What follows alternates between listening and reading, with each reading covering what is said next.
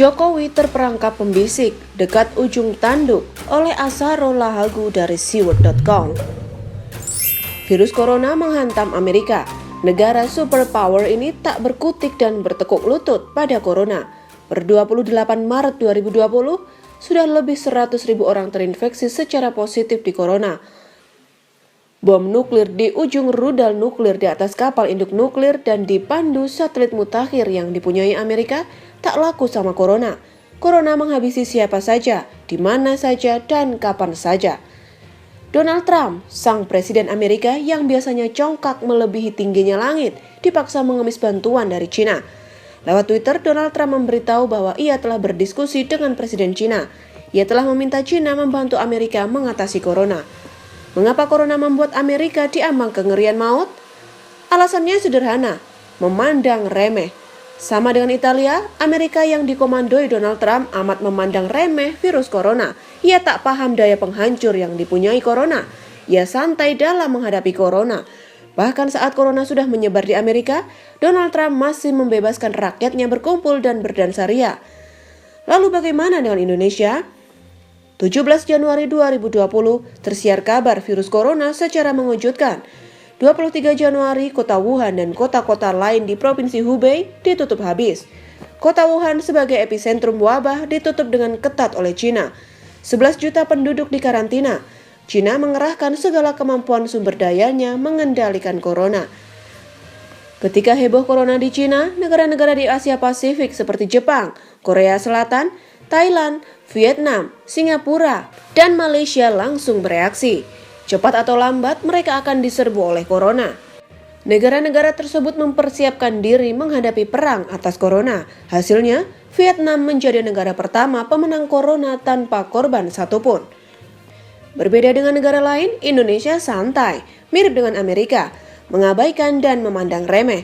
Para pembisik di istana yang tak paham soal virus meyakinkan Presiden Jokowi untuk tetap santai saja. Jokowi yang sangat mementingkan pertumbuhan dan kestabilan ekonomi termakan oleh hasutan para pembisik di lingkar satu istana. Beberapa jenderal meyakinkan Jokowi bahwa corona tak akan menular di Indonesia. Alasannya Indonesia daerah tropis. Gayung bersambung. Para ahli virus dari universitas ternama dengan cepat membuat asumsi bahwa corona tidak bisa bertahan hidup di suhu di atas 26 derajat Celcius. Corona pasti mati pada suhu itu, apalagi menghadapi tubuh orang Indonesia yang sudah makan banyak garam bumbu-bumbu alamiah akan membuat corona hancur lebur. Padahal anggapan itu hanyalah asumsi ngawur yang belum terbukti kebenarannya. Celakanya Jokowi terjebak dan termakan hasutan ini. Bukannya bersiap menghadapi perang corona, Jokowi yang sudah termakan hasutan para pembisiknya justru mengucurkan anggaran 72 miliar untuk membiayai para influencer mempromosikan pariwisata di Indonesia. Di tengah wabah corona, Jokowi justru ingin mengundang para bule-bule dari negara lain agar mengunjungi Indonesia. Dalam benak Jokowi, ini adalah kesempatan dalam kesempitan. Pariwisata Indonesia justru bisa melambung dan meroket.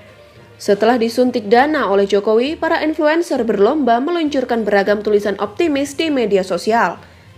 Isinya mengatakan bahwa corona itu hanya seupil dan tak berbahaya. Bahkan ada yang sesumbar mengatakan bahwa corona itu akan sembuh sendiri.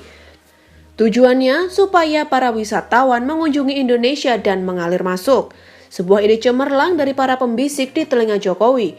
Dengan demikian, ketika corona mewabah di negara lain, Indonesia malah untung. Lalu apa hasilnya? Justru pariwisata jebol. Malah yang santai adalah rakyat. Semua tenang. Sesantai Menkes dan Jokowi. Tetapi bahaya mematikan mengintai. Secara diam-diam, corona menyebar dahsyat. Masih belum waspada. Menko Maritim dan Investasi Luhut Panjaitan secara tak malu-malu menyetujui 49 tenaga kerja dari Cina masuk ke Indonesia. Masuknya TKA dari Cina itu menggegerkan Indonesia di tengah wabah corona. Luhut pun dikecam habis-habisan. Tetapi Luhut menjawab dengan santai, tenang, TKA itu tidak bermasalah. 26 Januari 2020, Menteri Kesehatan Indonesia, Terawan, meyakinkan Jokowi bahwa corona itu kecil. Tenang saja Pak Presiden. Terawan dengan gaya polosnya mengatakan kepada masyarakat, enjoy. Dengan enteng ia mengatakan bahwa kalau corona melawan Indonesia, kita sudah siap semua. Belakangan diketahui, muatan kata siap ala Terawan itu adalah siap mati dihantam corona. Dan akhirnya bencana itu datang. Corona benar-benar menghantam Indonesia. Menteri Jokowi juga dihantam corona. Para pejabat tak luput dihantam corona. Jokowi langsung gagap. Dia mengatakan bahwa sudah tersedia jutaan masker. Ketika dicari, barangnya entah kemana. Jokowi juga panik dan mengklaim bahwa obat Avigan bisa mengobati corona. Padahal sampai sekarang belum ada hasil riset obat corona yang sudah terbukti, termasuk jahe merah yang diminum teratur oleh Jokowi. Ternyata anggapan publik bahwa Jokowi sudah mempersiapkan Indonesia menghadapi corona secara diam-diam termasuk melibatkan BIN hanyalah mimpi di siang bolong. Ternyata tidak ada persiapan sama sekali. Ketika corona melanda, Menkes Terawan langsung menghilang di telan bumi. Masker, APD, rumah sakit, perawat, alat medis ternyata tak tersedia dalam jumlah yang cukup. Para perawat medis malah ikut terpapar corona. Indonesia akhirnya gagap. Tingkat kematian pasien corona di atas 8%. Korban positif yang terinfeksi terus bertambah. Data per 28 Maret 2020, jumlah kasus positif di Indonesia sudah lebih 1.000 orang dengan korban meninggal 87 orang. Sementara yang sembuh baru 46 orang. Kini Jokowi menyesali kenapa ia termakan hasutan dari para pembisik di lingkar satu istana. Kenapa ia termakan kesantaian Menteri Terawan? Kenapa ia begitu percaya kepada Luhut Panjaitan? Kenapa?